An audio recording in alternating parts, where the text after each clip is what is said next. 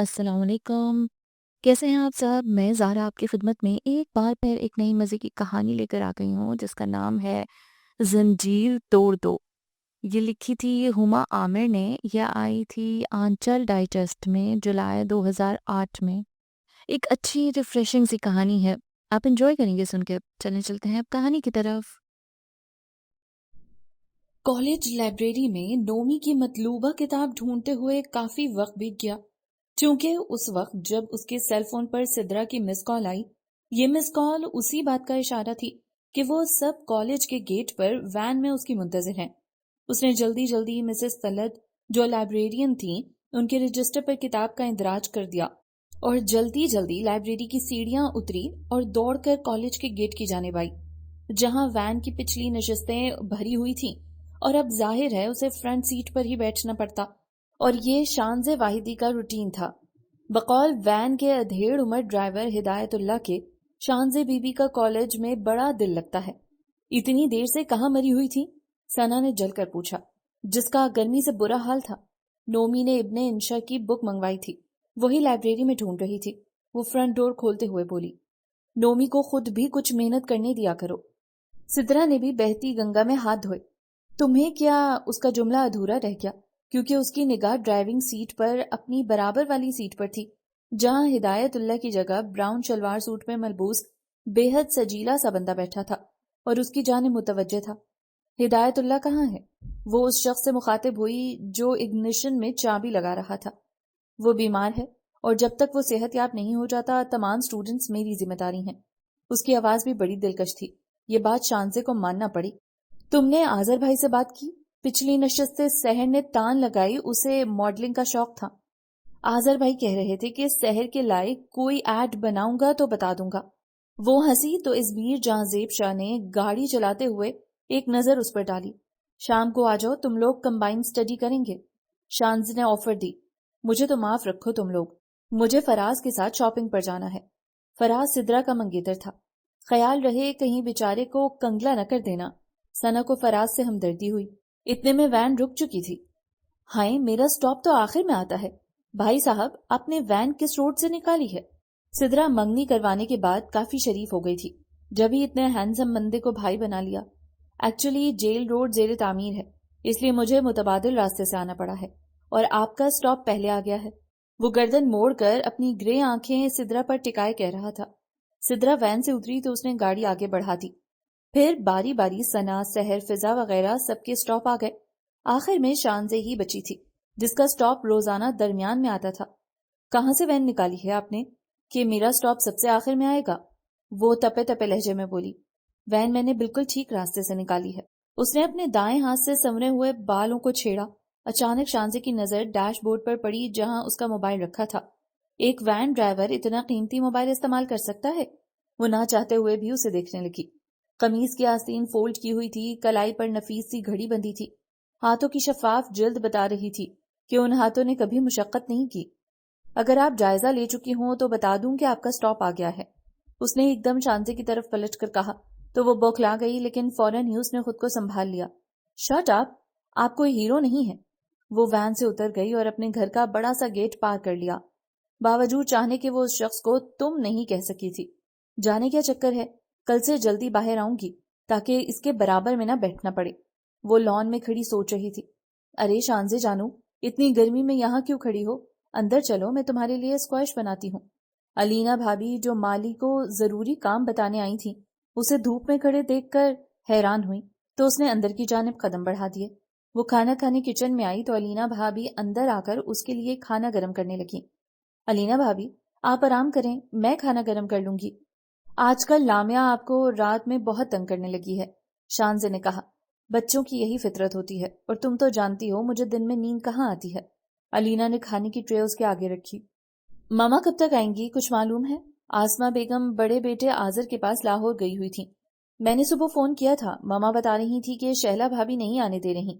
उनका कहना है कि वासिफ की मंगनी फिक्स हो गई है, इसलिए मामा मंगनी की रस्म तक रुक जाएं। अलीना ने बताया। शहला भाभी शानज़े वाहिदी की मामूजात थी, जबकि अलीना जागीरदार फैमिली से थी। कब है मंगनी? उसने पानी का गिलास उठाते हुए पूछा। 10 तारीख को है। अलीना के लहजे में शरारत थी। یعنی میں تو جا نہیں سکتی، ٹیسٹ ہے میرا۔ اس کا منہ بن گیا تو علینا ہنس دی، پھر اچانک خیال آنے پر بولی، آج تمہیں کالج سے واپسی میں دیر ہو گئی ہے۔ ہدایت اللہ بیمار ہو گیا ہے بھابھی، اس کی جگہ نیا ڈرائیور آیا تھا۔ آج کمینے نے مختلف راستوں سے وین نکالی ہے، ہمارا گھر سب سے آخر میں آیا ہے، اس نے تپے تپے لہجے میں بتایا۔ دیکھنے میں کیسا ہے نیا ڈرائیور؟ علینا نے پوچھا۔ ہے تو بہت گڈ لکنگ، کہیں سے وین ڈرائیور نہیں لگتا، نہ چاہتے ہوئے بھی منہ سے نکل گیا۔ اچھا، پھر تو کل میں بھی دیکھوں گی وین ڈرائیور کو۔ علینا بھابھی کا تجسس جاگا۔ عجیب سر پھرا شخص تھا۔ دوسری صبح مخصوص ٹائم سے 10 منٹ پہلے وین کا ہارن بجا۔ وہ ناشتہ کرنے بیٹھی ہی تھی، سلائس ہاتھ میں اٹھا کر کھڑی ہو گئی۔ شانو، ناشتہ تو ٹھیک سے کر لو۔ اظہر بھائی نے اخبار سے نظر ہٹا کر اسے دیکھا، جبکہ علینا بھابھی ایان کو ناشتہ کروانے میں مگن تھی۔ اظہر بھائی اسے اسکول چھوڑتے ہوئے آفس جاتے تھے۔ بس بھائی، میں کینٹین میں کچھ کھا لوں گی۔ اس نے جلدی جلدی سلائس ختم کیا اور بیگ اٹھاتی ہوئی باہر آ گئی۔ سچ شکر پچھلی نشستوں پر جگہ باقی تھی۔ وہ دروازہ دھکیل کر اندر بیٹھ گئی تو وین آگے بڑھ گئی۔ آج سدرا کو اپنے بھائی صاحب کے ساتھ آگے بیٹھنا پڑے گا۔ سحر اس کے کان میں منمنائی تو وہ اسے گھورنے لگی، اور پھر کالج کے فری پیریڈ میں بھی ان سب نے اس ہیرو کو موضوع بنایا ہوا تھا۔ ایسا وین ڈرائیور دیکھا نہ سنا۔ یہ سدرا کی رائے تھی۔ وہ صبح اس کے ساتھ فرنٹ سیٹ پر بیٹھی تھی۔ ہم جو چلنے لگے یہ راستے، منزل سے خوب ہم کو لگنے لگے ہیں یہ راستے۔ سحر نے گلوکاری کا شوق پورا کیا۔ تم لوگ بھی بس جہاں اچھی شکل دیکھی پھسل گئی۔ شانزے نے لتاڑا۔ ہمارے اختیار میں جتنا ہے اتنا ہم کر لیتے ہیں۔ اب اگر اچھی شکلیں ہمارے بجائے تم پر مرنے لگیں تو اس میں ہمارا کیا قصور؟ ثنا نے مسخرے پن سے کہا تو وہ اپنے ہاتھ میں پکڑی بک اس کے سر پر بجانے لگی۔ اتنی پختہ عادت تھی، آسانی سے کیسے چھوٹتی؟ مسز طلعت سے باتوں میں وقت گزرنے کا احساس ہی نہیں ہوا۔ سدرا کی مس کال پر ہی اس کے حواس جاگے اور وہ گیٹ کی جانب بھاگی، جہاں وہ ہینڈسم ہیرو وین کی باڈی سے ٹیک لگائے اس کا منتظر تھا۔ پچھلی نشستیں فل دیکھ کر اس کا میٹر گھوم گیا۔ آخر ہدایت اللہ کو ہوا کیا ہے؟ اس نے سخت لہجے میں دریافت کیا۔ ملیریا۔ اس کے لبوں پر دبی دبی مسکراہٹ تھی۔ مائی گاڈ، اس عمر میں ملیریا؟ ثنا کے کانپور میں شاید ہڑتال تھی۔ شانزے اسے گھورتی ہوئی فرنٹ سیٹ پر بیٹھ گئی اور اپنا بیگ درمیان میں رکھ دیا۔ وہ جو ڈرائیونگ سیٹ پر بیٹھا تھا شانزے کی اس حرکت پر کھل کر مسکرایا۔ اس کی مسکراہٹ دیکھ کر شانزے کی جان جل گئی۔ پتہ نہیں کب تک مسلط رہے گا، وہ دل ہی دل میں بولی۔ تم آج کہاں رہ گئی تھی؟ سحر نے دریافت کیا۔ مسز طلعت کو اینا بھابھی کا میسج دینا تھا، ان کے پاس ہی باتوں میں وقت گزر گیا۔ اس نے بتایا، تیری اینا بھابھی کتنی نائس ہیں اور مسز طلعت کتنی کھڑوس ہیں، ان دونوں میں دوستی کیسے ہوئی؟ فضا کو بے چینی نے گھیرا۔ اینا بھابھی، مسز طلعت اور اظہر بھائی یونیورسٹی میں ساتھ پڑھتے تھے۔ وہ بظاہر لاپرواہ بیٹھا تھا لیکن بغور ان کی باتیں سن رہا تھا۔ یعنی تیری اینا بھابھی اور اظہر بھائی کی لو میرج ہے؟ سدرا نے پوچھا۔ ضروری ہے کہ بندہ جس کے ساتھ پڑھتا ہو اس سے محبت کرنے لگے، وہ تب گئی۔ لیکن تم تو بتا رہی تھیں کہ اظہر بھائی دوران تعلیم اینا بھابھی سے محبت کرنے لگے تھے۔ فضا کو کچھ یاد آیا۔ میں اس وقت اینا بھابھی کی بات کر رہی ہوں۔ اینا بھابھی دوران تعلیم کسی لڑکے سے ہائے ہیلو بھی نہیں کرتی تھی۔ فیوڈل سسٹم کا حصہ ہیں وہ۔ ان کے ہاں لڑکیوں کے لیے ازحد پابندیاں تھیں، جبکہ مرد جو چاہے کرتا پھرے۔ اس کے لہجے میں بڑی کاٹ تھی۔ ایک پل کو ازمیر جہاں زیب نے اسے پلٹ کر دیکھا تھا۔ پھر ان کی شادی کیسے ہوئی؟ سحر نے پوچھا۔ اظہر بھائی کی کوششوں سے، ورنہ وہ لوگ لڑکیوں کے خاندان سے باہر شادی نہیں کرتے۔ اس نے بتایا۔ لڑکوں کی کر دیتے ہیں آؤٹ آف فیملی؟ سدرا نے پوچھا۔ میں نے بتایا نا، ان کے مرد جو چاہے کرتے رہیں، نو پرابلم۔ اینا بھابھی کی ایک چاچی امریکن ہے، اس نے یونیفارم کی جیب سے چنگم نکال کر منہ میں ڈالی۔ یار، ہمارے ملک میں یوں بھی ہوتا ہے۔ وہ سب آپس میں تبصرے کرنے لگے، جبکہ ازمیر جہاں زیب کے چہرے پر گہری سنجیدگی چھائی ہوئی تھی۔ اینا بھابھی، ہمارے گھر سے کون کون جا رہا ہے آواصف کی منگنی میں؟ اس نے چائے بناتے ہوئے بھابھی کو پکارا جو کچن سمیٹ رہی تھی۔ میں اور نومی جائیں گے، تم اور اظہر گھر پر رہو گے۔ اظہر بتا رہے تھے کہ وہ کوئی بزنس شروع کر رہے ہیں، تو مصروفیت بہت ہے اور تم اپنی پڑھائی کی وجہ سے مجبور ہو۔ بھابھی نے بتایا۔ لیڈیز کس کی برائی ہو رہی ہے؟ نومی نے کچن میں جھانکا۔ ضروری ہے کہ برائی ہو رہی ہو؟ شانزے نے منہ بنایا۔ جب دو خواتین دوسروں کی باتیں کریں گی تو وہ برائی ہی ہوتی ہے، اور جب وہ اپنی باتیں کریں گی تو وہ تعریف کے زمرے میں ہوگی۔ وہ صاف شانزے کو چھیڑ رہا تھا۔ اپنے منہ میاں مٹھو بننے کی بیماری صرف تمہیں ہے، شانزے نے کھلا وار کیا۔ لڑکی، ذرا تمیز کر لیا کرو، 1.5 سال بڑا بھائی ہوں تمہارا۔ نومی کو اس کی بے تکلفی بعض اوقات کھلتی تھی۔ بھابھی ان دونوں کو بحث کرتا چھوڑ کر کچن سے باہر آ گئیں۔ حسن واحدی اور آسما واحدی کے 3 بیٹے اور ایک بیٹی تھی۔ آذر واحدی جن کی ایڈورٹائزنگ ایجنسی تھی لاہور میں، ان کی شادی اپنی ماموزاد شہلا سے ہوئی تھی جو گائنیکالوجسٹ تھیں۔ اظہر واحدی نے حسن واحدی کے بزنس کو سنبھالا ہوا تھا۔ انہوں نے علینا شاہ سے پسند کی شادی کی تھی جو اپنے بابا شاہ زیب اکبر شاہ کی اکلوتی بیٹی تھی۔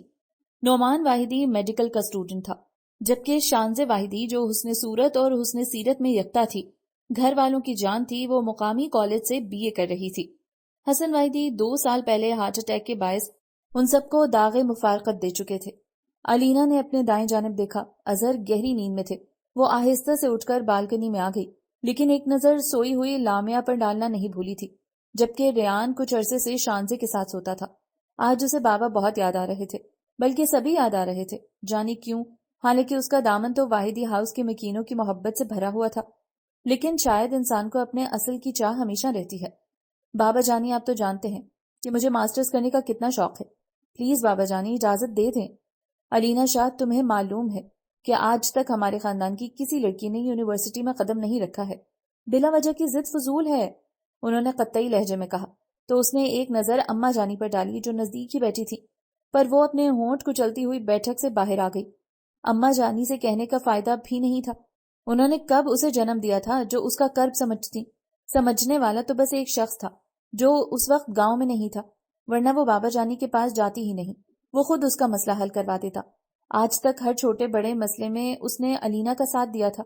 سگا بھائی نہیں تھا تو کیا ہوا، دودھ شریک تھا، بھائی تو تھا، اس سے 6 ماہ بڑا تھا۔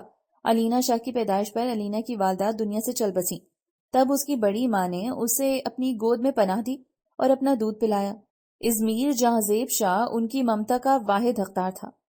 بابا جانی سے دوسری شادی کرنے کے بعد بھی وہ اماں جانی کی بجائے بڑی ماں کے پاس ہی رہتی تھی۔ اماں جانی جلد ہی 2 جڑواں بیٹوں کی ماں بن گئیں۔ لال حویلی میں ان کے دوسرے کزنز بھی تھے، لیکن اس کے لیے ازمیر ہی سب کچھ تھا۔ اس کا دوست بھی تھا، بھائی بھی، وہ بے چینی سے اس کی منتظر تھی۔ وہ آج کل اپنے باہر جانے کے انتظامات کرنے میں لگا ہوا تھا۔ رمیلا نے اسے ازمیر کے آنے کی اطلاع دی تو وہ فوراً اس کے کمرے میں آ گئی۔ خیریت، چہرے پر 12 کیوں بج رہے ہیں؟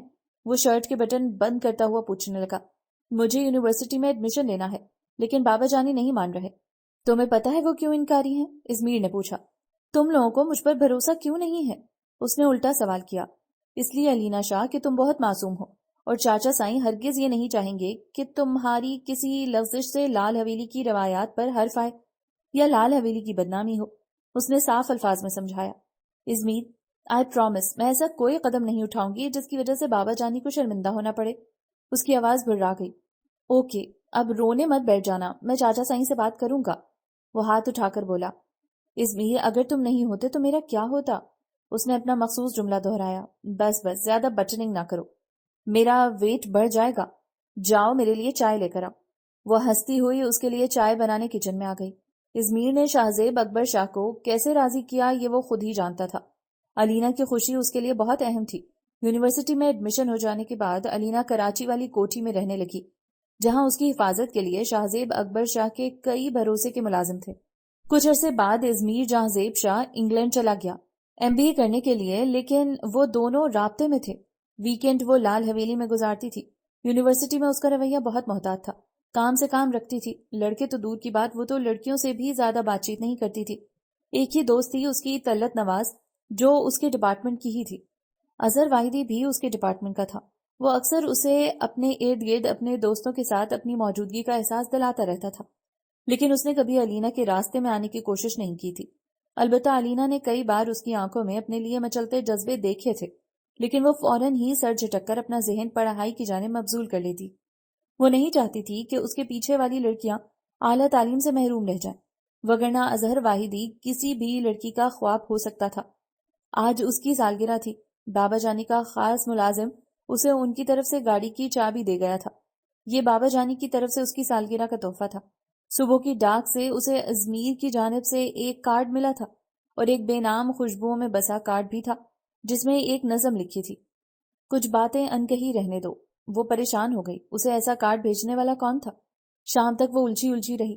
شام کے وقت گاؤں سے اس کے دونوں بھائی علیان، سفیان اور ان کے سارے کزنز آ گئے اسے وش کرنے کے لیے۔ وہ سب اسے لے کر سی سائڈ پر گئے، پھر سب نے اسے تحائف دیے۔ جبکہ دونوں بھائیوں کی طرف سے لال قلعہ میں کینڈل لائٹ ڈنر کا انتظام تھا۔ ایک طرف علینا ان سب کی محبتوں پر مسرور تھی تو دوسری طرف اسے ازمیر کی کمی بھی ستا رہی تھی۔ بہرحال ایک سال تو گزر ہی گیا، اب وہ فائنل ایئر میں تھی۔ پریشانی یہ تھی کہ اس کے پاس بے نام خوشبوؤں میں بسے کئی کارڈ جمع ہو چکے تھے۔ جانے وہ کون تھا اور کیوں علینا کو کارڈ بھیجتا تھا۔ ایک دن اس نے ازمیر کو بھی یہ بات لکھ بھیجی تھی۔ وقت گزرتا رہا اور فائنل امتحان آئے اور آ کر چلے بھی گئے۔ وہ اپنا بوریا بستر سمیٹ کر گاؤں لوٹ آئی۔ اسے اپنا وجود بے حد ہلکا پھلکا محسوس ہو رہا تھا۔ وہ بنا کسی اسکینڈل کے اپنی پڑھائی مکمل کر چکی تھی۔ اب وہ بابا جانی کی نظروں میں سرخرو ہو گئی، لیکن یہ خوشی چند روزہ تھی۔ اس دن اسے اپنے وجود کے پر خچے اڑتے محسوس ہوئے جب اسے معلوم ہوا کہ کراچی سے اظہر کی والدہ اور بھابھی اس کے لیے اظہر واحدی کا پروپوزل لے کر آئی تھیں۔ بابا جانی گھر پر نہیں تھے، لیکن حویلی کی خواتین نے انہیں یہ کہہ کر مایوس لوٹایا کہ وہ لوگ برادری سے باہر لڑکیوں کی شادی نہیں کرتے۔ اظہر کی والدہ جاتے ہوئے کہتی گئیں کہ وہ دوبارہ آئیں گی۔ لال حویلی میں کیسی آندھی آئی تھی، بابا جان گرج رہے تھے۔ بڑی اماں ان کا غصہ ٹھنڈا کرنے میں لگی ہوئی تھی، جبکہ چاچا سائیں اورنگزیب اکبر شاہ بھی منہ پھلائے بیٹھے تھے۔ رہے بڑے ابا تو وہ جاپان گئے ہوئے تھے۔ بھائی صاحب، میں نے آپ کو سمجھایا بھی تھا کہ لڑکی کو یونیورسٹی پڑھنے مت بھیجو، پر آپ نے میری سنی کہاں؟ مل گئی نا عزت خاک میں، اورنگزیب اکبر شاہ نے کہا۔ بابا، میں نے تو صاف منع کر دیا تھا علینا کو، لیکن ازمیر کی ضد کے آگے مجھے ہار ماننی پڑی، شاہ زیب اکبر شاہ نے کہا۔ اب ازمیر تو انگلینڈ جا کے بیٹھ گیا ہے، سارا فساد تو ہمیں بھگتنا ہے نا۔ تم لوگ خواہ مخواہ اتنا شور شرابہ کر رہے ہو۔ اگر وہ لوگ اپنے بیٹے کا رشتہ لے کر آئے ہیں تو اس میں علینا کا کیا قصور ہے؟ وہ ایسی لڑکی نہیں ہے۔ بڑی اماں نے اس کا دفاع کیا۔ یونیورسٹی جا کر اچھی اچھی لڑکیاں پر پرزے نکال لیتی ہیں۔ یہ اس کے چاچا سائیں تھے، ایک امریکن بیوی کے شوہر۔ وہ اپنے کمرے میں بیٹھی سب سن رہی تھی اور آنسو بہاتے ہوئے اظہر واحدی کو کوس رہی تھی۔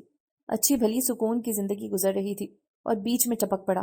اس کے لیے لڑکیوں کی کیا کمی ہوگی؟ کسی شہری لڑکی سے شادی کر لیتا، کم از کم میں تو سکون میں رہتی۔ وہ لوگ دوبارہ آنے کا کہہ گئے ہیں، اماں جانی نے بابا جان کو بتایا۔ اب وہ آئیں تو مجھے بلوا لینا، میں ان سے بات کروں گا، بابا جانی نے کہا، اور پھر بابا جانی نے اس پر نظر ڈالنا تو دور کی بات، اس کے کسی سوال کا جواب دینا بھی ترک کر دیا۔ وہ اپنا جرم پوچھتی رہتی، لیکن وہ بنا جواب دیے بے نیازی سے گزر کر چلے جاتے۔ اس کی بھوک پیاس ختم ہو چکی تھی، اور پھر ایک ہفتے بعد اظہر واحدی کی والدہ پھر چلی آئیں اپنی بڑی بہو کے ساتھ۔ اتفاق سے بابا جانی گھر پر ہی تھے۔ بابا جانی کے انکار پر اظہر کی والدہ نے کہا، میرا بیٹا آپ کی بیٹی کو پسند کرتا ہے بھائی صاحب، آپ اچھی طرح سوچ لیجئے۔ شاہ زیب اکبر شاہ کا چہرہ سرخ ہو گیا ان کی بات سن کر۔ انہوں نے ایک پل توقف کیا اور پھر بولے، اگر آپ علینا کو بہو بنانا چاہتی ہیں تو کل بارات لے آئیں۔ آسمہ بیگم اور شہلا کا منہ کھلا کا کھلا رہ گیا۔ بڑی ماں، اماں جانی اور اورنگزیب اکبر شاہ جو وہاں موجود تھے وہ بھی شوق میں تھے کہ شاہ زیب اکبر شاہ نے یہ فیصلہ کیوں کر لیا۔ شاید انہیں علینا کے بارے میں آسمہ بیگم کا کہا فقرہ اپنی غیرت پر تازیانہ لگا تھا۔ پھر شہلا بھابھی نے ہی خود کو پہلے سنبھالا۔ ٹھیک ہے، ہمیں منظور ہے۔ انہوں نے پھپھو کا ہاتھ دبایا، گویا تسلی دی۔ ان کے جانے کے بعد وہ بابا جانی کے حضور حاضر ہو گئی تھی۔ بابا جانی، آپ مجھ پر یہ ظلم نہیں کر سکتے۔ میرا رب جانتا ہے میں نے 2 سالوں میں کوئی غلط قدم نہیں اٹھایا، پھر آپ مجھے اس طرح گھر سے نکال کر سزا کیوں دے رہے ہیں؟ وہ بچوں کی طرح بلک رہی تھی، لیکن بابا جانی پر مطلق اثر نہ ہوا۔ علینا، ہم نے تمہیں یونیورسٹی میں پڑھنے کی اجازت دے کر غلطی کی تھی، لیکن آج کے بعد اس حویلی میں یہ غلطی دوبارہ نہیں ہوگی۔ وہ کہہ کر چلے گئے تو بڑی ماں اسے تھام کر اس کے کمرے میں لے آئیں۔ ان کی ممتا تو ازمیر اور علینا کے درمیان بچی ہوئی تھی۔ ان کا کلیجہ کٹ رہا تھا اس کے آنسو دیکھ کر۔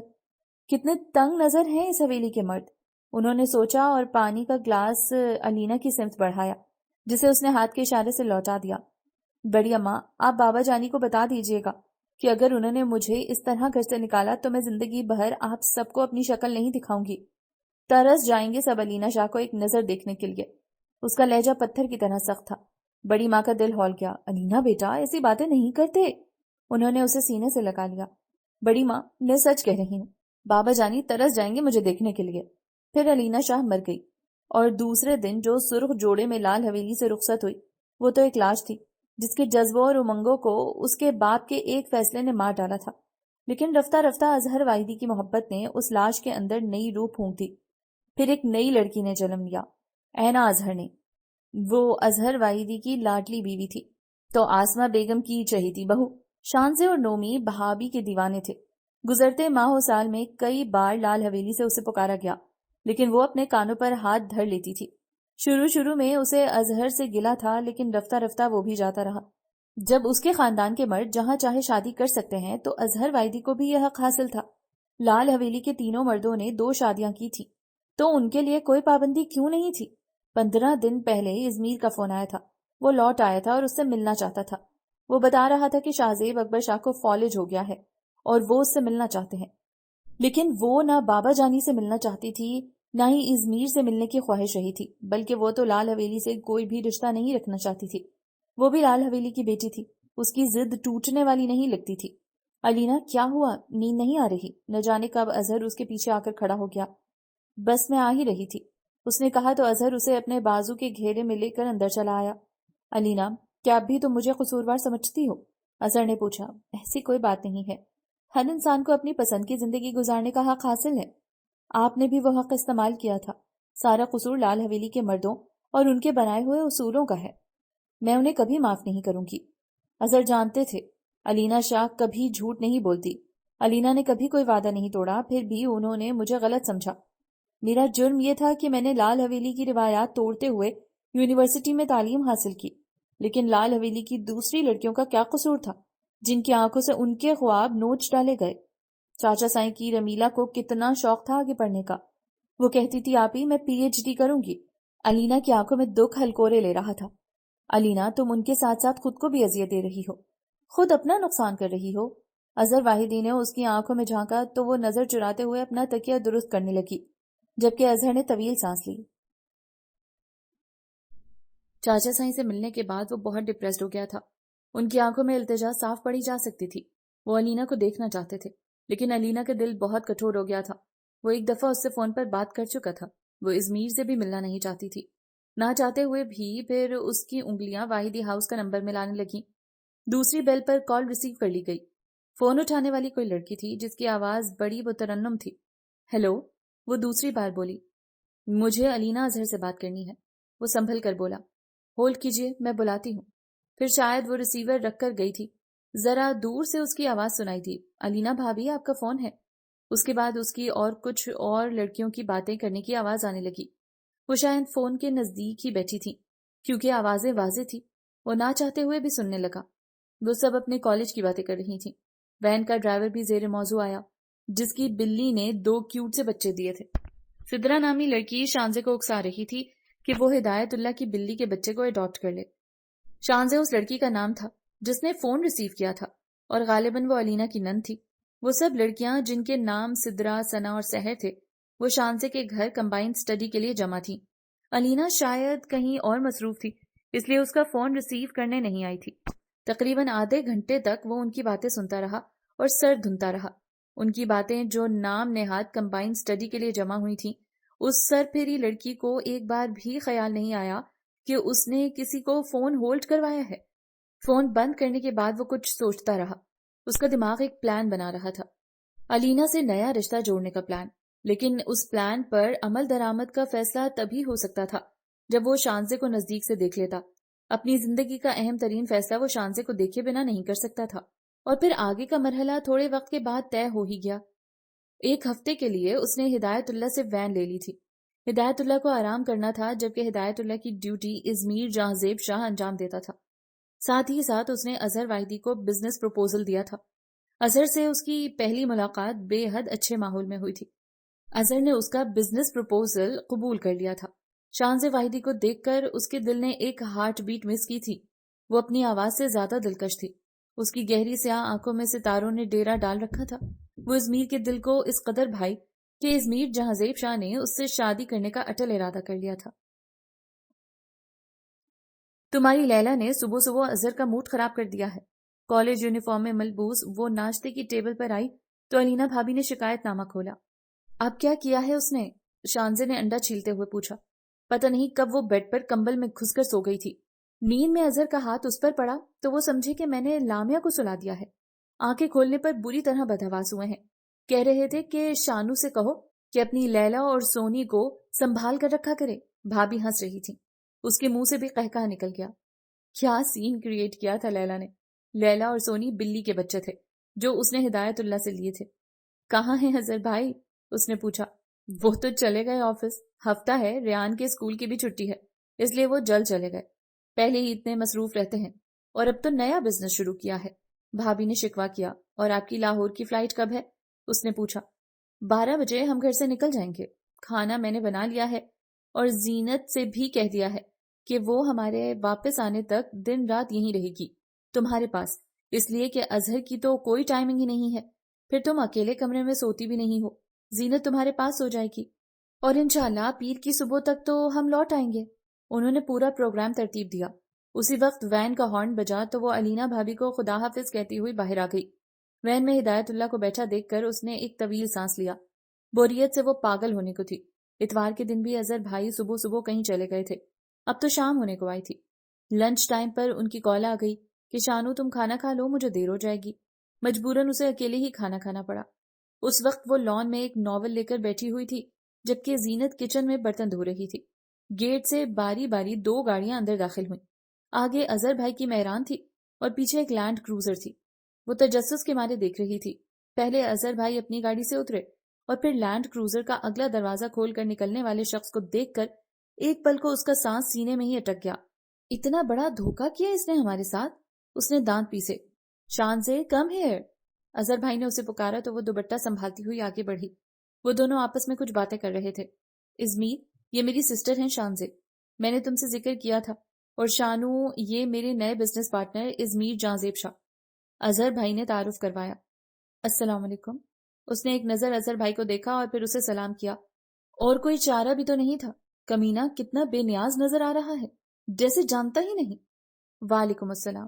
تو یہ ہیں تمہاری سسٹر جن کی وجہ سے تم میرے گھر سے اٹھ کر آ گئے ہو اور ساتھ ہی مجھے بھی گھسیٹ لائے ہو، وہ بے تکلفی سے کہہ رہا تھا۔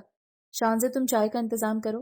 اظہر بھائی اسے لے کر ڈرائنگ روم میں چلے گئے اور وہ کچن کی جانب آ گئی اور چائے کا پانی چولہے پر رکھ دیا۔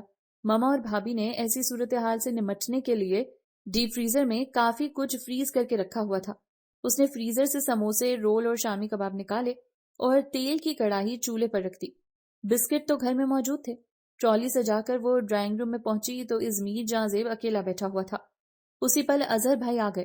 وہ شاید کپڑے بدلنے اپنے روم میں گئے تھے۔ اظہر بھائی نے ایک نظر لوازمات سے سجی ٹرے پر ڈالی اور پھر اسے ستائشی نظروں سے دیکھا تو وہ شرمندہ ہو گئی۔ جانو تم تو بہت سمجھدار ہو گئی ہو، چلو چائے بھی بنا ہی دو۔ ازمیر جہانزیب کے سامنے جانو کہنے پر وہ جھینک گئی، جبکہ وہ بظاہر فائل دیکھ رہا تھا جو وہ دونوں ساتھ لے کر آئے تھے۔ چائے میں کتنی چینی لیں گے آپ؟ اس نے ازمیر کو مخاطب کیا، مجبوری جو تھی۔ نو تھینکس، میں چائے وداؤٹ شوگر لوں گا، اس نے متانت سے جواب دیا۔ اگر اس وقت علینا ہوتی تو بے ہوش ہو جاتی، کیونکہ وہ ہمیشہ چائے میں 2 چمچ چینی لیتا تھا، لیکن جانے کیوں اس کا دل چاہا کہ وہ شانزے کے ہاتھوں کی بنی چائے بنا شکر کے پیے۔ وہ ان دونوں کو چائے دے کر اپنے کمرے میں آ گئی۔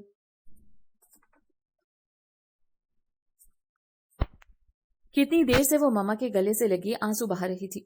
پہلی بار وہ ان سے اتنے دنوں کے لیے الگ ہوئی تھی۔ نومی اس کا ریکارڈ لگا رہا تھا۔ اب بس بھی کرو، کہیں واحدی ہاؤس میں سیلاب نہ آ جائے، لیکن وہ انسنی کیے اپنے شغل میں مصروف تھی۔ نزدیک بیٹھے اظہر بھائی ہولے ہولے مسکرا رہے تھے۔ ماما آپ کو بالکل بھی میری پرواہ نہیں ہے، اتنے دل لگا دیا آپ نے، اس نے شکایت کی۔ پاگل لڑکی، تمہاری وجہ سے تو میں کہیں نہیں جاتی ہوں۔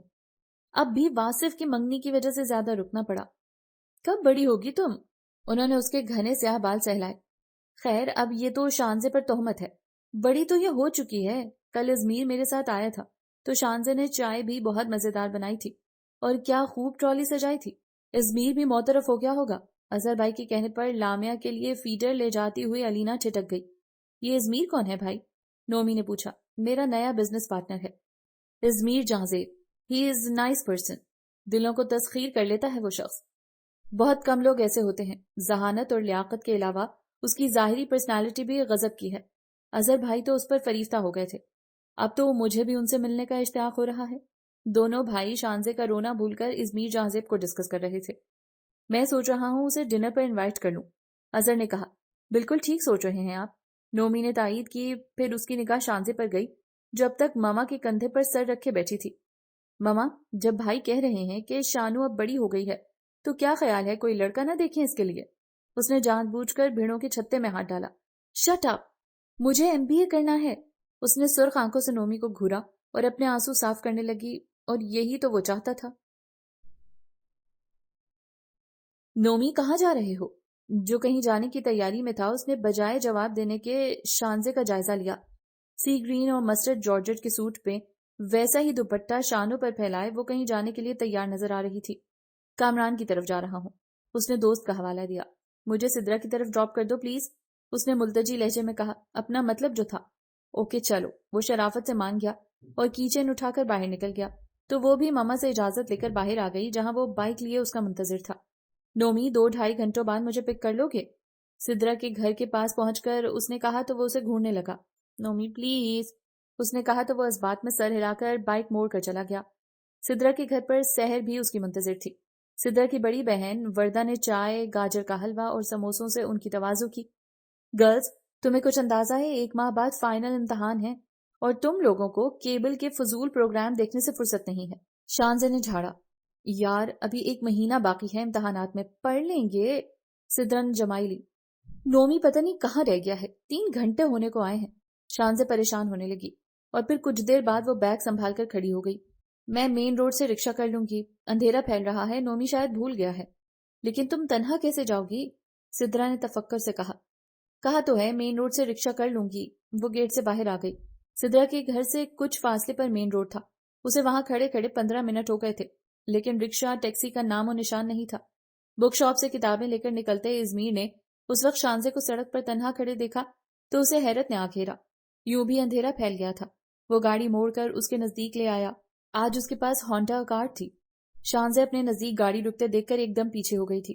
چلیے بیٹھیں گاڑی میں گھر چھوڑ دیتا ہوں۔ اس نے شیشہ نیچے کر کے سر باہر نکالا۔ نو تھینکس، میں چلی جاؤں گی۔ یوں کسی سے لفٹ لینا اسے گوارا نہیں تھا اور ازمیر جہاں زیب سے تو ہرگز نہیں۔ اندھیرا پھیل گیا ہے، آپ کا یہاں تنہا کھڑے رہنا مناسب نہیں ہے، اس نے نرمی سے کہا۔ آپ میری فکر چھوڑ دیں، اس نے رکھائی سے کہا۔ نہیں چھوڑ سکتا، اور آپ کی فکر تو ہرگز نہیں چھوڑ سکتا۔ اس نے ڈیش بورڈ سے سیل فون اٹھا کر نمبر ملایا اور رابطہ ہونے پر بات کرنے لگا۔ نگاہیں بدستور شانزے پر جمی ہوئی تھیں، جو ارد گرد کھڑے لوگوں کو اپنی جانب متوجہ دیکھ کر خائف ہو رہی تھی۔ ہیلو اظہر، میں شادمان ٹاؤن بکس خریدنے آیا تھا۔ یہاں سڑک پر تمہاری سسٹر سواری کے انتظار میں کھڑی ہیں۔ میں نے انہیں لفٹ کی آفر کی ہے، لیکن وہ آمادہ نہیں ہے، جبکہ اندھیرا پھیل گیا ہے۔ میں انہیں اس طرح راستے میں چھوڑنا نہیں چاہ رہا۔ تم ان سے بات کرو۔ اس نے اپنا سیل فون شانزے کو پکڑایا۔ جس طرح وہ اظہر بھائی سے بات کر رہا تھا اس سے اندازہ ہو رہا تھا کہ ان کے تعلقات دوستی کے زمرے میں داخل ہو چکے تھے۔ ہیلو، جی بھائی، میں نومی کے ساتھ سدرا کے گھر آئی تھی۔ وہ دوسری طرف سے اظہر کی بات سننے لگی اور پھر اس نے سیل فون ازمیر کی جانب بڑھا دیا، جسے تھام کر ازمیر نے دوسرے ہاتھ سے گاڑی کا کوئی خفیہ بٹن دبایا تو فرنٹ ڈور کھل گیا۔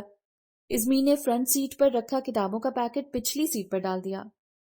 وہ پیر پر ٹختی ہوئی آ کر گاڑی میں بیٹھ گئی۔ گھر جا کر نومی کی خبر لینے کا پکا پروگرام بنا لیا۔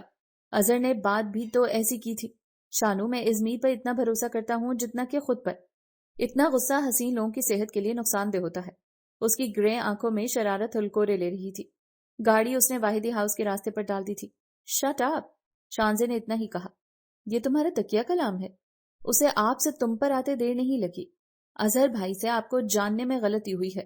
جو شخص وقتی تفریح کے لیے گرلز کالج کی وین کا ڈرائیور بن سکتا ہے وہ کیا کچھ نہیں کر سکتا؟ اس نے جلے دل کے پھپولے پھوڑے۔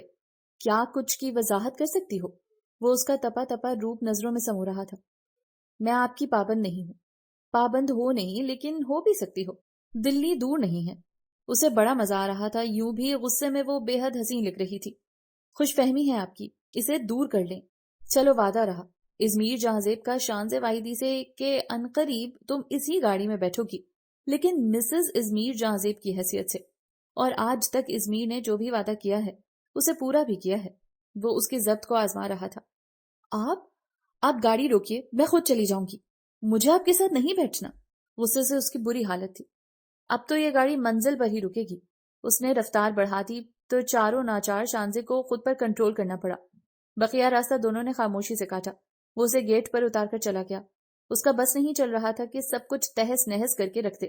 بڑا آیا پابند کرنے والا۔ علینا بھابھی اور ماما کہیں گئی ہوئی تھیں۔ وہ کمرے میں بند ہو کر غم مٹانے لگی۔ آج تک کسی مرد کو جرأت نہیں ہوئی تھی اس سے اس طرح بات کرنے کی۔ پتہ نہیں کیا سمجھتا ہے خود کو۔ بڑا آیا ہیرو کہیں کا۔ اظہر واحدی کو ایمرجنسی کا کہہ کر ازمیر جہازیب نے اپنی کوٹھی پر بلا لیا تھا۔ میں فرینڈلی تم سے کچھ پرسنل ڈسکس کرنا چاہتا ہوں۔ چائے کے بعد ازمیر نے تمہید باندھی۔ وہ تو تم پہلے ہی بتا چکے ہو۔ اظہر ریلیکس ہو کر بیٹھا.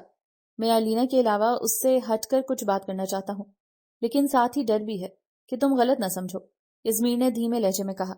بے فکر ہو کر کہو، میں تم پر خود جتنا بھروسہ کرنے لگا ہوں، حالانکہ میں کسی پر اتنی جلدی اعتبار نہیں کرتا. وہ مسکرا کر گویا ہوئے. میں شانزے واحدی سے شادی کرنا چاہتا ہوں. اس کا خیال تھا کہ اظہر اس کی بات سن کر بھڑک اٹھے گا.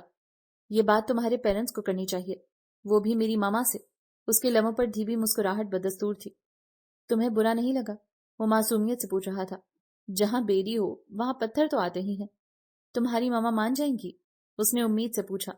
چانس تو ہے ماننے کا، اگر الینا نے بھڑکایا نہیں تو. اظہر نے صاف گوئی سے کہا. الینا کی رسی تم کھینچ کے رکھو. یہ میری زندگی کا اہم ترین معاملہ ہے، اور اس معاملے میں کوئی خسارہ اٹھانا نہیں چاہتا. اینی وے، اس دن تم نے اسے گھر ڈراپ کیا تھا تو راستے میں کیا کہا تھا اس سے؟ تب سے بہت انگارے چبا رہی ہے وہ. اظہر نے پوچھا. میں نے اسے پرپوز کیا تھا. ویسے کب لاؤں میں اپنے پیرنٹس کو واحدی ہاؤس؟ اسے بہت جلدی تھی. سنڈے کو ٹھیک رہے گا، کیونکہ اس ویکینڈ پر آذر بھائی کی فیملی بھی آ رہی ہے. اس نے سوچ کر بتایا. الینا کے بابا جانی کی طبیعت اب کیسی ہے؟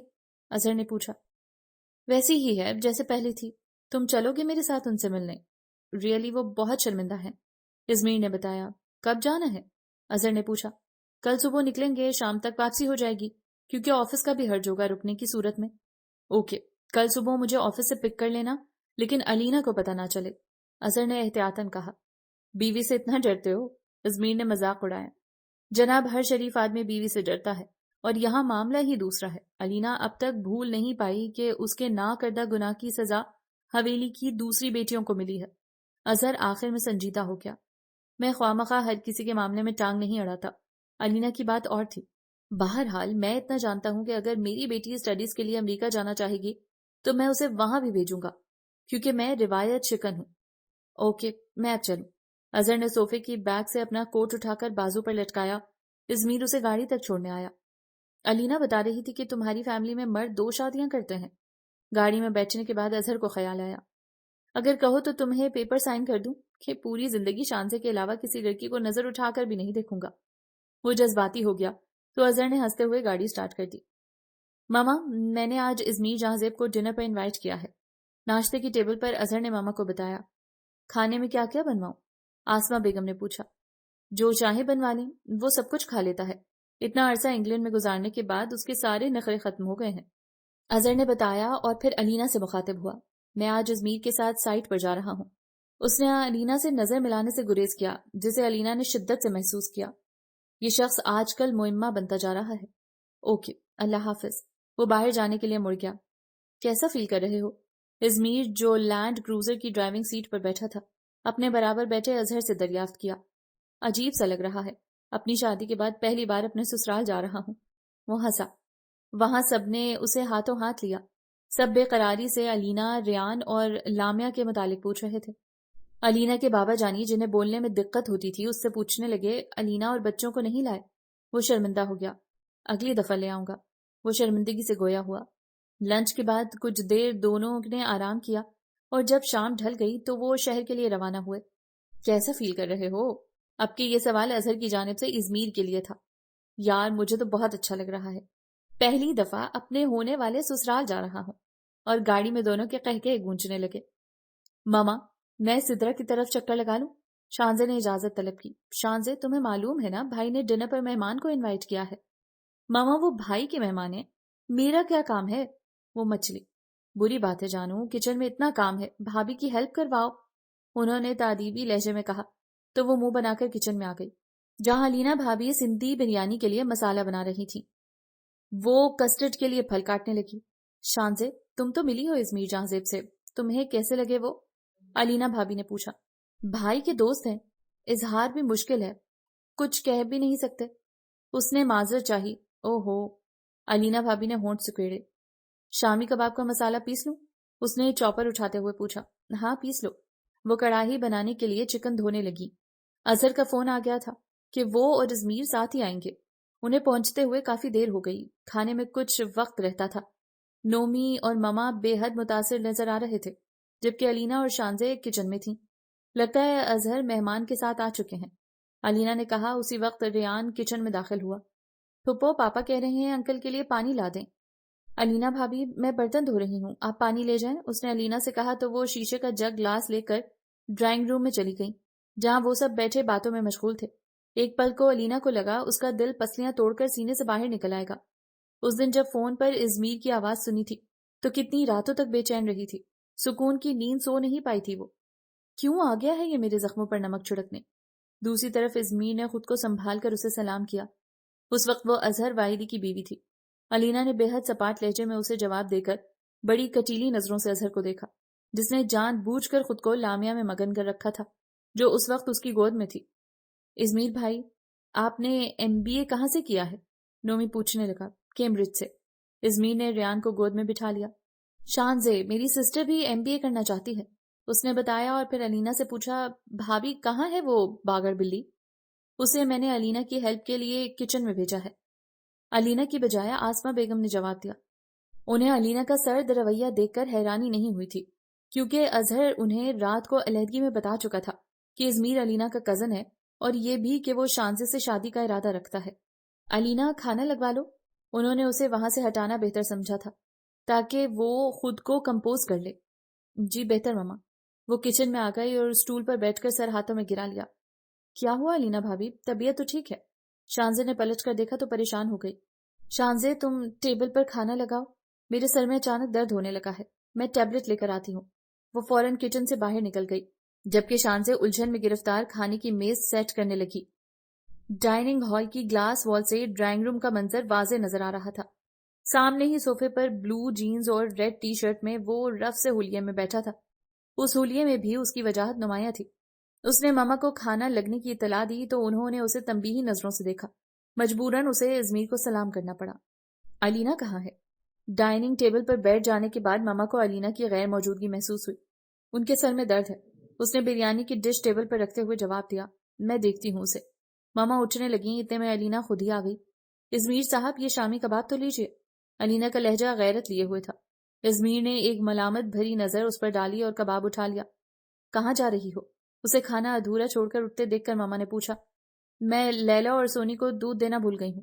اس کے چہرے سے فکر مندی جھلک رہی تھی۔ وہ کچن میں چلی گئی۔ کھانے کے بعد علینا بھابھی آرام کرنے چلی گئیں جبکہ ماما کو نماز عشاء ادا کرنی تھی۔ چائے بنانے کی ذمہ داری ڈائریکٹ اس پر آ گئی۔ چائے کے برتن لے کر وہ ڈرائنگ روم میں آئی تو وہ تینوں باتوں میں مصروف تھے۔ آج اس نے بغیر پوچھے ازمیر کو بنا شکر کی چائے کا کپ پکڑا دیا تو وہ ہلکے سے مسکرا دیا، گویا یاد رکھنے پر محظوظ ہوا ہو۔ وہ ہونٹ کو چلتی ہوئی اپنے کمرے میں آ گئی۔ نہ چاہتے ہوئے بھی غلطی ہو گئی تھی، اب وہ کمینہ سمجھے گا کہ میں اسے اہمیت دیتی ہوں، وہ سوچتی رہی۔ علینا نے چاہتے ہوئے بھی اظہر سے کچھ نہیں پوچھا کہ اس نے ازمیر سے کیوں کر روابط بڑھائے۔ کتنی ڈسٹرب تھی وہ ازمیر کو دیکھ کر۔ اس کا کتنا دل چاہا تھا کہ وہ ازمیر کے کندھے پر سر رکھ کر اتنے آنسو بہائے کہ ساری انا آنسوؤں میں بہہ جائے۔ اور کیا تھا، انا ہی تو تھی جو اسے جھکنے نہیں دے رہی تھی، ورنہ جب سے اسے پتہ لگا تھا کہ بابا جانی بستر پر ہیں اس کا دل ان کے لیے تڑپ رہا تھا۔ کب تک وہ اپنے بچوں کو ان پیارے رشتوں سے دور رکھے گی؟ آذر بھائی کی منال اور انس کو اپنے ننہال کا ذکر کرتے دیکھ کر ریان کی آنکھوں کی محرومی اس سے چھپی ہوئی نہیں تھی۔ اب جبکہ ازمیر بھی لوٹ آیا ہے اسے جلد کوئی فیصلہ کر لینا چاہیے۔ اس کے اندر کوئی کہہ رہا تھا انا کی یہ زنجیر توڑ دو، اور بالآخر اس نے فیصلہ کر لیا۔ علینا، آج ازمیر کے پیرنٹس آ رہے ہیں ڈنر پر، تم شہلا اور شانزے کو اپنے ساتھ کچن میں لگا لینا، آسما بیگم نے کہا تو اس نے حیرت بھری نظروں سے ماما اور اظہر کو دیکھا۔ ایکچولی وہ شانزے کے رشتے کے سلسلے میں آ رہے ہیں۔ ماما کی بات سن کر چائے کا کپ اس کے ہاتھ سے چھوٹتے چھوٹتے بچا۔ یکایک اس کے لبوں پر مسکراہٹ نمودار ہوئی جسے چھپانے کے لیے اس نے چائے کا کپ لبوں سے لگا لیا۔ شانزے اب تک سوئی ہوئی تھی، نیند کی بہت کچی تھی وہ۔ ایک دن ملتا تھا اسے سونے کا اور اس دن کا وہ خوب فائدہ اٹھاتی تھی۔ دوپہر کے وقت سب بچے شانزے کے کمرے میں جمع تھے۔ علینا لامیا کا فیڈر دینے آئی تو شانزے نے پکارا، علینا بھابھی، آپ کو معلوم ہے ازمیر جہانزیب کے پیرنٹس اچانک ہمارے گھر کس خوشی میں آ رہے ہیں؟ یہ تو ماما یا اظہر کو معلوم ہوگا۔ اسے شرارت سوجی۔ اچانک ان کا ذہن 5 سالہ انس اور ریان کی باتوں کی جانب مبذول ہو گیا۔ میرے نانو مجھے ونٹر ویکیشن میں واٹر پارک لے جائیں گے، تم کہاں جاؤ گے آؤٹنگ کے لیے؟ انس نے ریان سے پوچھا۔ میرے تو نانو ہی نہیں ہیں، ریان نے محرومی سے کہا تو علینا نے بڑھ کر اس کے لبوں پر ہاتھ رکھ دیا اور اسے اٹھا کر باہر لے گئی۔ شانزے ششتر بیٹھی رہ گئی۔ وقت نے آج الٹی چال چلی تھی۔ 7 سال پہلے آسما واحدی لال حویلی میں سوالی بن کر گئی تھی. آج لال حویلی والے واحدی ہاؤس میں اسی حیثیت سے آئے تھے. واحدی ہاؤس کے مکینوں نے ان کا پرتپاک استقبال کیا. شہلا بھابی نے سلاد بناتی شانزے کو مخاطب کیا. شانزے، جاؤ مہمانوں کو کولڈ ڈرنک سرو کر کے آؤ. بھابی، میرا جانا ضروری ہے کیا؟ اس نے منہ بنایا. بری بات بیٹا، پھپھو ناراض ہو جائیں گی. شہلا بھابی کے مجبور کرنے پر وہ ڈرائنگ روم میں آ گئی. بریزے کے آف وائٹ چکن کے سوٹ میں ازمیر کی والدہ بے حد پروقار لگ رہی تھی، جبکہ وائٹ کلف لگے سوٹ میں کندھوں پر سندھی اجرک ڈالے ازمیر کے والد روایتی جاگیردار لگ رہے تھے. البتہ ازمیر نے آنکھیں اپنے والد کی ہی لی تھی. ماما کے تعارف کروانے پر ازمیر کی والدہ نے اس کی پیشانی چومی تو وہ کھٹک گئی. کچھ تو گڑبڑ ہے. وہ کولڈ ڈرنک سرو کر کے واپس کچن میں آ گئی، جہاں لینا بھابی لامیا کو سیریلیک کھلانے کی کوشش میں ہلکان ہو رہی تھی، کیونکہ وہ گلا پھاڑ کر رو رہی تھی. لائیں اسے مجھے دیں اور آپ جا کر مہمانوں سے مل لیں. اس نے لامیا کو لے لیا اور اپنے کمرے میں آ گئی، جبکہ الینا بھابی ڈرائنگ روم میں آ گئی، جہاں بڑی ماں نے اسے دیکھتے ہی گلے لگا لیا. 7 سال سے ان کی ممتا الینا کے لمس کے لیے تڑپ رہی تھی. الینا نے بھی سارے بند توڑ دیے. ان کی آغوش میں سمٹی وہ آنسو بہا رہی تھی. آسما بیگم اور شہلا بھابی کی آنکھیں بھی نم ہو گئیں. کتنا ترسی ہوں میں الینا تیرے لیے. ذرا سی غلطی کی تو نے ہم سب کو کتنی بڑی سزا دی. یہ بھی نہیں سوچا کہ اگر ہم ایسا نہ کرتے تو اتنا اچھا شخص آج تمہارا ہمسفر نہیں ہوتا. وہ تو اسے شرمندہ کرنے پر تلی ہوئی تھی. الینا کی نگاہ جو ہی ریان پر پڑی تو وہ اسے اٹھا لائی اور بڑے ابا کی گود میں دے دیا، یہ کہتے ہوئے، ریان، یہ آپ کے نانو ہیں. آذر بھائی نے ماحول کی سوگواری دور کرنے کے لیے شہلا بھابی کو مخاطب کیا. آج کھانے کا کیا پروگرام ہے؟ میں لگاتی ہوں. شہلا بھابی جانے لگی تھی، لیکن جہازیب اکبر شاہ کی آواز سن کر رک گئی. کھانا ہم اس وقت ہی کھائیں گے جب آپ ہمیں شانزے بیٹی کا رشتہ ازمیر کے لیے دے دیں گے. لیکن بھائی صاحب، ہمیں سوچنے کے لیے کچھ وقت درکار ہے، آسما بیگم نے کہا. سوچنے کی آپ کو قطعی ضرورت نہیں ہے. شانزے ایک گھر سے نکل کر دوسرے گھر میں جائے گی. جتنی محبت آپ لوگوں نے الینا کو دی ہے، شانزے کو بھی لال حویلی میں اتنی ہی محبت اور عزت ملے گی. ہم اسے بے حد چاہ سے بیاہ کر لے جائیں گے. جہازیب اکبر شاہ کا لہجہ ان کے الفاظ کا بھرپور ساتھ دے رہا تھا. کچھ کہنے کی گنجائش ہی نہیں چھوڑی تھی انہوں نے. کہاں ہے شانزے؟ اسے بلائیں. بڑی ماں نے کہا تو الینا شانزے کو لینے اس کے کمرے میں چلی گئی. بڑے ابا کی آواز آ رہی تھی. ہم شانزے کے امتحانوں کے بعد پہلے ہفتے میں بارات لے آئیں گے. شانزے آئی تو بڑی ماں یعنی زرینہ جہازیب نے اسے اپنے پاس بٹھایا اور اپنی کلائیوں سے جڑاؤ کنگن اتار کر شانزے کی کلائیوں میں پہنا دیے اور اس کی بلائیں لینے لگیں. میرے ازمیر کی دلہن. شانزے پھٹی پھٹی آنکھوں سے دیکھتی رہ گئی. کھانے کے بعد وہ دونوں لوٹ گئے. شہلا بھابی کو قلق تھا کہ وہ ازمیر سے مل نہیں پائیں کیونکہ وہ دبئی چلا گیا تھا بزنس ٹور پر. البتہ اظہر بھائی نے آذر بھائی کی ملاقات ازمیر سے کروا دی تھی اور وہ بھی اس سے بے حد متاثر ہوئے تھے. جب شانزے کو معلوم ہوا کہ اس کی شادی ازمیر سے طے ہو گئی ہے اور وہ بھی امتحانوں کے فوراً بعد، تو وہ شہلا بھابی کے گلے لگ کر رونا شروع ہو گئی. یار، رخصتی میں زیادہ عرصہ نہیں ہے، ان آنسوؤں کو رخصتی کے لیے بچا کے رکھو، نومی نے شرارت سے کہا. ماما، اس طرح رشتے طے ہوتے ہیں؟ آپ نے مجھ سے پوچھا بھی نہیں، اس نے شکوہ کیا.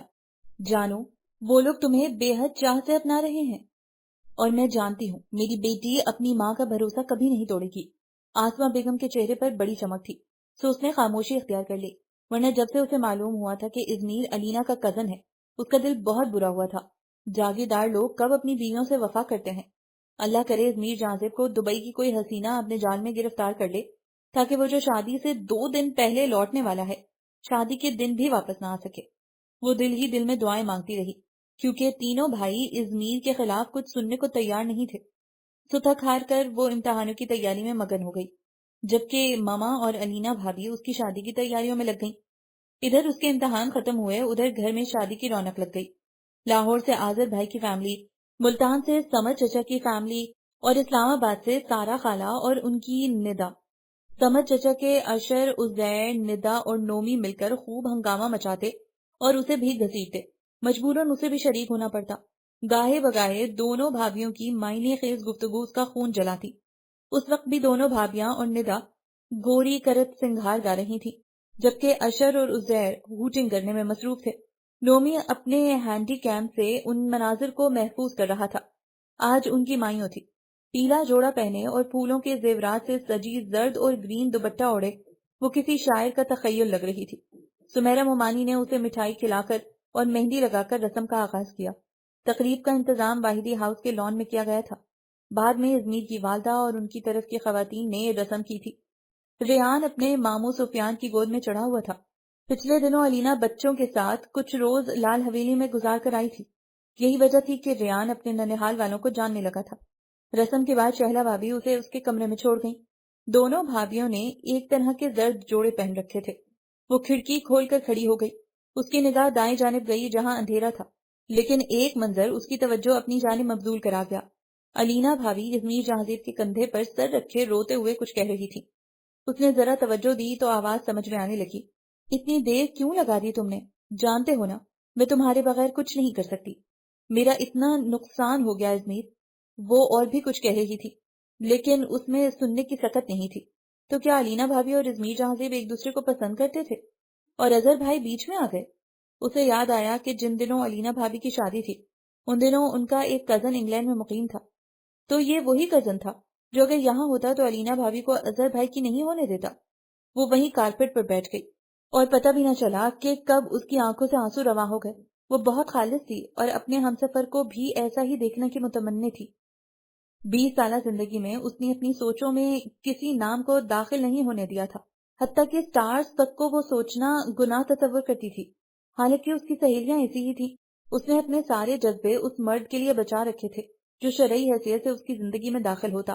ازمیر سے شادی پر اسے یہی اختلاف تھا کہ وہ بندہ بہت امپریسو پرسنالٹی کا مالک تھا اور پھر اتنا عرصہ انگلینڈ جیسے معاشرے میں گزار چکا تھا۔ پھر جاگیردار کا بیٹا تھا، وہ بھی اکلوتا۔ ایسا کس طرح ہو سکتا تھا کہ اس کی زندگی میں کوئی لڑکی داخل نہ ہوئی ہو؟ یہاں علینا بھابی کو بے وقوف بنایا ہو اور وہاں کسی گوری چمڑی والے سے شادی بھی رچا چکا ہو۔ وہ بدگمانی سے کیا کیا سوچے گئی۔ جب ندا اس وقت اندر داخل ہوئی، شانزے یہاں کیوں بیٹھی ہو؟ وہ اس کے نزدیک آ گئی۔ تم رو رہی ہو، حالانکہ تمہیں تو خوشی خوشی شادی کرنی چاہیے۔ میں ابھی ازمیر بھائی سے مل کر آ رہی ہوں۔ وہ اصل میں علینا بھابی سے ملنے آئے ہیں۔ کیا زبردست پرسنالٹی ہے ان کی۔ مجھے حیرت ہے کہ وہ انگلینڈ کی میموں سے بچ کر کیسے آ گئے۔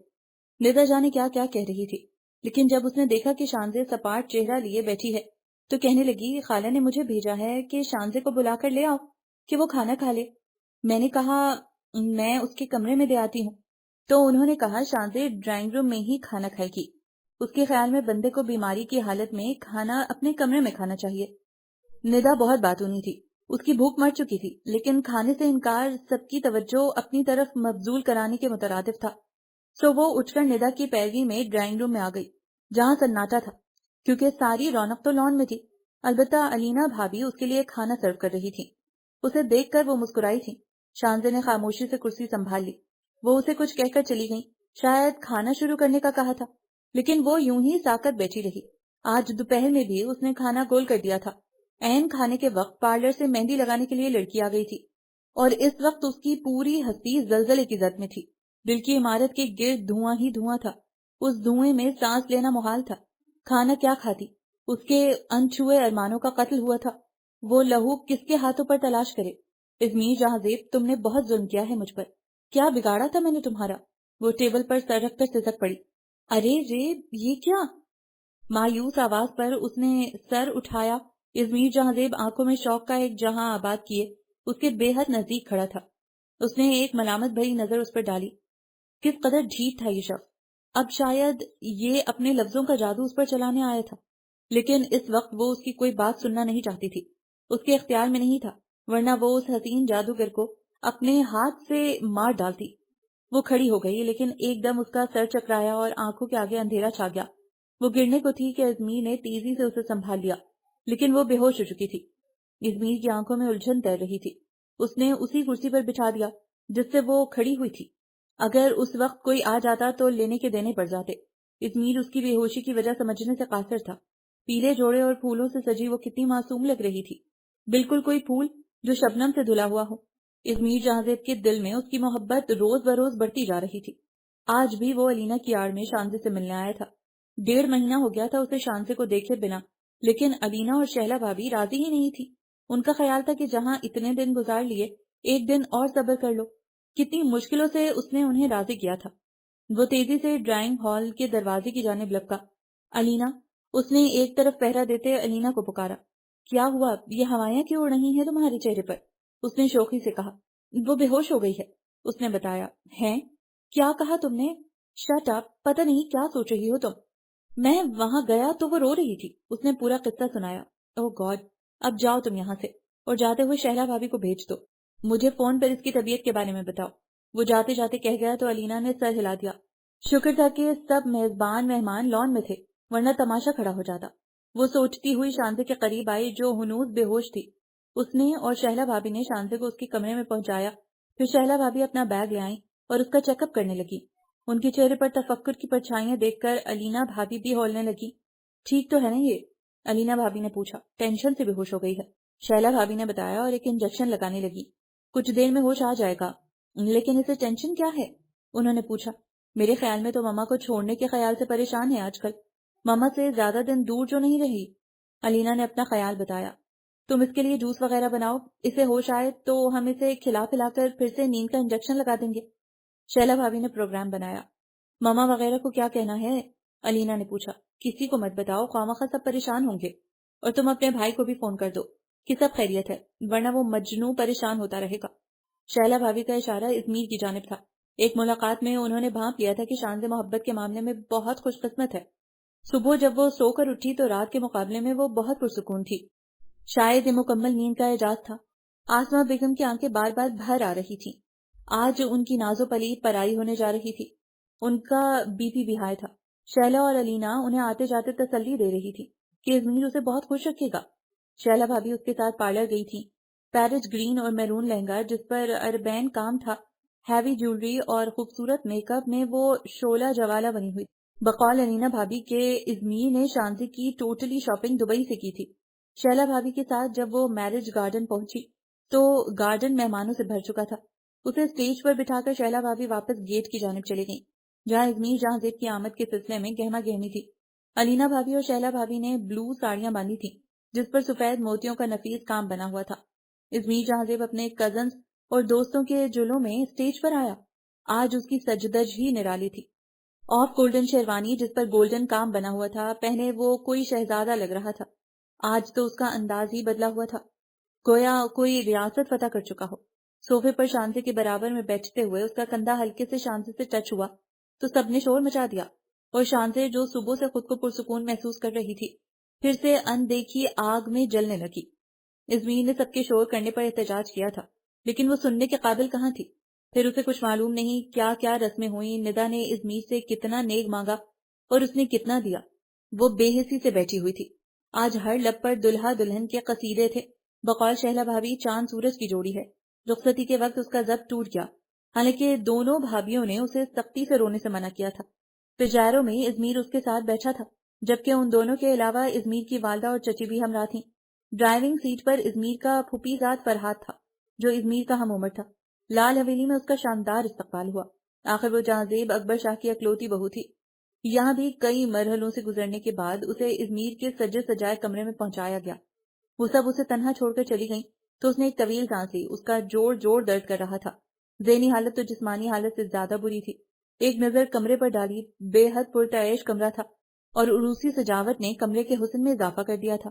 سائڈ ٹیبل پر ازمیر کی تصویر فریم میں لگی ہوئی تھی، جبکہ دائیں دیوار میں اس کی اپنی مائیوں کے جوڑے میں اتاری گئی تصویر انلارج کر کے لگائی گئی تھی۔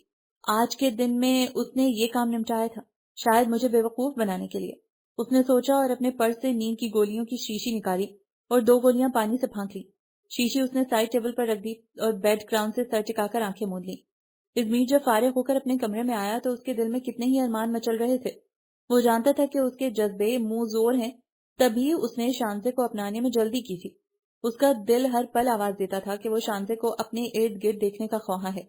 پابندیوں کی زنجیر توڑ دو، اس کی وجہ سے شانزے کی رسوائی ہو، یہ اسے گوارا نہیں تھا۔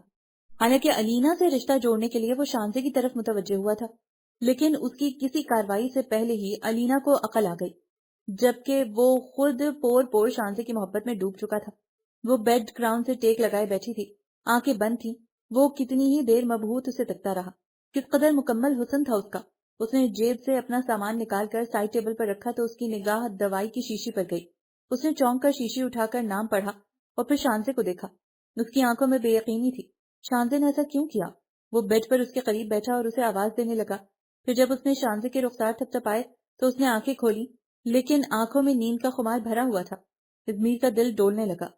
تم نے ایسا کیوں کیا؟ اس نے باز پرس کی تو وہ کچھ کہنے کی کوشش میں نیند کی جھونک میں اس کے شانے سے آ لگی. ازمیر جہاں زیب کا رواں رواں سلگ رہا تھا. اس نے شانزے کو بیڈ پر لٹا دیا اور بے چینی سے کمرے میں ٹہلنے لگا. پھر اس نے دوائی کی شیشی سے گولیاں نکال کر گنی تو 2 گولیاں کم تھی، یعنی اس نے 2 گولیاں کھائی تھی. لیکن اس وقت اس کا ذہن بہت منتشر تھا. کل اسے دیکھ کر شانزے کا بے ہوش ہو جانا اور آج اس کی یہ حرکت معمولی نہیں تھی کہ وہ درگزر کر دیتا. اتنا تو وہ جانتا تھا کہ وہ بہت خالص سوچ رکھنے والی لڑکی ہے. خود کو بہت سنبھال کر رکھا تھا اس نے. تو کیا وہ ازمیر کے بارے میں کسی غلط فہمی کا شکار ہے؟ اگر ایسا ہے تو کیا غلط فہمی ہے اسے؟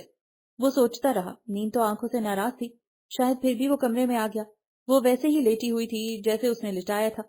اس نے ڈریسنگ روم میں جا کر کپڑے تبدیل کیا اور بیڈ پر سے تکیا لے کر کارپٹ پر لیٹ گیا، کیونکہ صوفہ اس کے دراز قد کے لیے ناکافی تھا. صبح وہ ازمیر کے جاگنے سے پہلے اٹھ چکی تھی. پیرٹ گرین نیٹ کا سوٹ پہنا تھا جس پر موتیوں کا نگوں کا کام بنا ہوا تھا. لمبے بال پشت پر پھیلے ہوئے تھے. وہ جیولری پہن رہی تھی. ازمیر اٹھ کر اس کے نزدیک آ گیا. شانزے کیا حرکت کی تھی تم نے؟ اس کے لہجے میں نرمی کا شائبہ نہیں تھا، حالانکہ وہ سوچ رکھ کر سویا تھا کہ وہ جس حد تک ہو سکا شانزے سے نرمی برتے گا. کون سی حرکت؟ انتہا درجے کی بے نیازی تھی. تم نے سلیپنگ پلز کیوں لی تھی؟ وہ کارپٹ پر اس کے پاس بیٹھ گیا. اس لیے کہ میں آپ سے بات کرنا نہیں چاہتی تھی. اس نے صاف گوئی سے کہا. وجہ پوچھ سکتا ہوں؟ مجھے دھوکے باز مرد پسند نہیں ہے. وہ بدستور اپنے شغل میں مصروف تھی. دائیں ہاتھ سے بائیں کلائی میں سونے کی چوڑیاں چڑھا رہی تھی. کسے دھوکہ دیا ہے میں نے؟ اس نے پوچھا. مجھے دھوکہ دیا ہے آپ نے؟ مجھے بیوقوف بنایا ہے، اور اس سے زیادہ بتانا مجھے پسند نہیں. کمال اطمینان تھا اس کے چہرے پر، ازمیر کا چین سکون تباہ کر کے. اب اگر تم نے سلیپنگ پلز کھائیں تو مجھ سے برا کوئی نہ ہوگا. اس سے زیادہ برداشت اس میں تھی نہیں. خواہ مخواہ کی الزام تراشیاں کر رہی تھی وہ ازمیر پر، جس کے مضبوط کردار کا گواہ ہر وہ شخص تھا جو اسے جانتا تھا. اور یہ چھوٹی سی لڑکی پتہ نہیں کب اسے دھوکہ دیا تھا ازمیر نے. کیا غلط فہمی تھی اسے؟ ازمیر جاننے سے قاصر تھا. انٹرکام کی بیل بجی تو ازمیر نے ریسیور اٹھا لیا. ناشتے کا بلاوا تھا. وہ ریسیور رکھ کر ڈریسنگ روم میں گھس گیا. ٹھیک 15 منٹ بعد وہ تیار ہو کر نکلا. فون کلر کے شلوار سوٹ میں اس کا دراز قد نمایاں تھا. وہ شانزے کے قریب آ کر رک گیا. تم اس کمرے کی حد میں جس طرح چاہو رہو، مجھے کوئی اعتراض نہیں ہے، کیونکہ میں کبھی بھی کسی معاملے میں زبردستی کا قائل نہیں رہا، اور تم پر تو ہرگز بھی نہیں. لیکن اس کمرے سے باہر تمہیں میری عزت کا خیال رکھنا ہوگا. میں ہرگز یہ برداشت نہیں کروں گا کہ کوئی میری ازدواجی زندگی کو ڈسکس کرے. تم ریڈی ہو؟ امی نے ناشتے کے لیے ہال میں بلایا ہے. وہ اسے حیرت کے جھٹکے دیے جا رہا تھا. اسے یقین نہیں تھا کہ وہ اتنی جلدی ہار مان لے گا. شانزے نے اس بات میں سر ہلایا. کمرے سے نکلتے ہی اس نے شانزے کا نازک ہاتھ اپنے مضبوط ہاتھ میں تھام لیا اور ایک جانب چلنے لگا. اس نے ہاتھ چھڑانے کی کوشش کی لیکن ناکام رہی. اس لمس نے جسم و جاں میں بجلی سی دوڑا دی تھی. ڈائننگ ہال کے دروازے پر پہنچ کر اس نے خود ہی شانزے کا ہاتھ چھوڑ دیا، جس نے دوپٹہ سر پر ٹھیک کیا اور ازمیر کے پیچھے ڈائننگ ہال میں داخل ہوئی، جہاں لمبی سی میز کے گرد سب ان کے منتظر تھے. اس نے فردن فردن سب بڑوں کو سلام کیا. زرینہ جہاں زیب نے اسے ازمیر کے برابر والی کرسی پر بیٹھنے کو کہا تو اس نے نشست سنبھال لی. ناشتے کے دوران ازمیر نے علینا کی اماں جانے کو مخاطب کیا. علینا آج بھی نہیں آئی؟ کتنا مطمئن نظر آ رہا تھا. کچھ دیر پہلے میں نے فون کیا تھا تو بتا رہی تھی کہ لامیا کو 2 دن سے بخار ہے، اس لیے وہ ولیمے کے بعد ہی آ کر رکے گی. ولیمے کا انتظام رات کو لال حویلی میں لان میں کیا گیا تھا. ناشتے کے بعد سب لڑکیوں نے اسے گھیر لیا. تمام مرد باہر چلے گئے تھے. ازمیر شاید اپنے کمرے میں تھا. بھابھی اپنی رونمائی تو دکھائیے. سنا ہے ازمیر بھائی نے اسپیشلی آرڈر پر دبئی سے کچھ منگوایا تھا. یہ عیشا تھی، ازمیر کی پھوپھی ذات فرحاد کی بہن.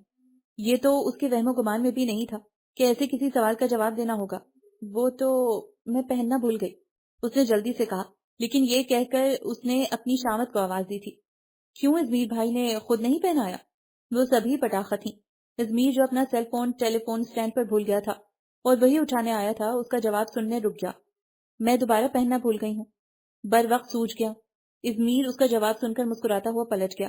وہاں سے فارغ ہو کر وہ بیڈ روم میں آئی تو ازمیر بیڈ گراؤنڈ سے ٹیک لگائے کسی سے سیل فون پر بات کر رہا تھا. وہ صوفے پر بیٹھ گئی. ازمیر نے ہاتھ سے سائیڈ بورڈ کی دراز کھولی اور رائٹ مخملی کیس نکال کر بیڈ پر رکھا اور سیل فون آف کر کے اسے پکارا. شانزے ادھر آ. وہ صوفے سے اٹھ کر بیڈ کے نزدیک آ گئی. بیٹھ جاؤ، میں تمہیں کھا نہیں جاؤں گا. اس نے بیڈ کی سمت اشارہ کیا. لہجے میں بے باکی کا عنصر نمایاں تھا. میں کوئی سویٹس نہیں ہوں.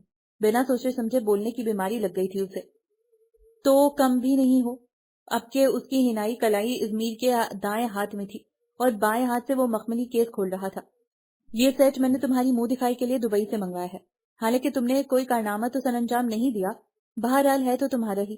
وہ کنگن اس کے ہاتھ میں پہنانے لگا. میں خود پہن لوں گی. اس نے ہاتھ کھینچنا چاہا. بےہودہ انسان کتنی معنی خیز گفتگو کرتا ہے.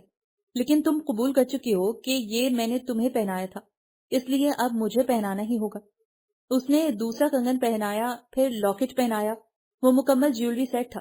آخر میں اس نے انگوٹھی پہنائی اور جھک کر اس کے حسن کا ہلکا سا خراج وصول کر لیا. وہ محسوس کر رہا تھا کہ شانزے کا وجود ہولے ہولے لرز رہا تھا. یہ تبدیلی ازمیر کے لیے خوش آئند تھی. میں جاؤں؟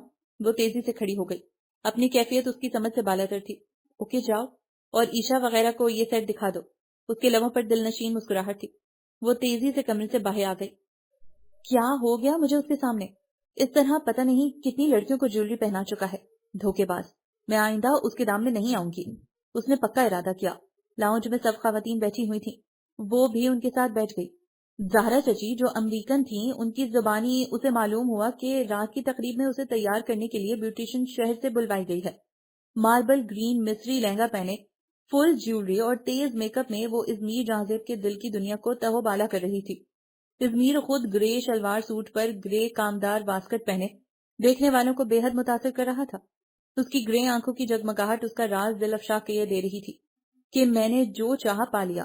علینا اور شہلا بھابی نے وائٹ نیٹ کی ساڑیاں باندھی ہوئی تھیں جن پر نازک کام بنا ہوا تھا. دونوں بہت باوقار لگ رہی تھی. ولیمے کی تقریب کے بعد آسما بیگم کا ارادہ دستور کے مطابق شانزے کو اپنے ساتھ لے جانے کا تھا. زرینہ شاہ کو کیا اعتراض ہو سکتا تھا؟ ازمیر اس سارے قصے سے لائن تھا. تقریب سے فارغ ہو کر وہ اپنے کمرے میں آیا تو شانزے کو نہ پا کر خیال ہوا کہ وہ ابھی باہر ہی ہے، سو باہر آ گیا. پہلا ٹکراؤ زہرا چچی سے ہوا. چچی شانزے کہاں ہے؟ اس نے پوچھا. وہ تو اپنے میکے گئی ہے، 2 دن رکے گی وہاں. وہ ہنس کر بولی. یہ کیا چکر ہے؟ کل تو وہ آئی ہے، آج پھر چلی گئی. اس کا موڈ آف ہوا. بھائی یہ ان کے خاندان کا دستور ہے جس کا احترام ہم پر لازم ہے، سو زرینہ بھابی نے بھی بھیج دیا. چچی کی وضاحت سن کر وہ بے دلی سے کمرے میں آ گیا. صبح اٹھتے ہی اس نے واحدی ہاؤس کا نمبر ملایا تاکہ فون پر شانزے کی آواز سن سکے. دوسری طرف علینا نے فون ریسیو کیا. کب آ رہی ہو؟ وہ پوچھنے لگا. دوپہر تک نکلوں گی. لیکن تم نے یہی پوچھنے کے لیے فون کیا ہے؟ اس کے لہجے میں شرارت تھی. فون تو میں نے اپنی بیوی سے بات کرنے کے لیے کیا تھا، وہ صاف کوئی سے بولا. لیکن اس کی صبح نہیں ہوئی ہے، علینا نے بتایا. تو اٹھا دو نا، اس نے کہا. نہ بابا نہ، کچی نیند سے اٹھانے پر پنجے مارے گی وہ باگر بلی. علینا کے لہجے میں اس کے لیے پیار تھا. میں آؤں تمہیں لینے؟ اچانک اس نے پوچھا. 1 تیر سے 2 شکار کرنا چاہتے ہو؟ علینا نے پوچھا. یہی سمجھ لو، اس نے ہنس کر کہا. ٹھیک ہے آ جاؤ، میں تمہارا انتظار کر لیتی ہوں. علینا نے فون بند کر دیا. جب وہ ناشتہ کرنے پہنچا تو تقریباً سبھی ناشتہ کر چکے تھے. اس نے امی کو بتایا کہ وہ علینا کو لینے جا رہا ہے تو وہ مسکرا دی. یوں کہو کہ شانزے سے ملنے جا رہے ہو. زہرا چچی نے شرارت کی. چلیں یوں ہی سمجھ لیں. وہ ہنس دیا. اور جب وہ واحدی ہاؤس پہنچا تو یہ سن کر اس کی کوفت میں اضافہ ہو گیا کہ شانزے غیر حاضر تھی. وہ سدرا کی عیادت کے لیے ہاسپٹل گئی تھی.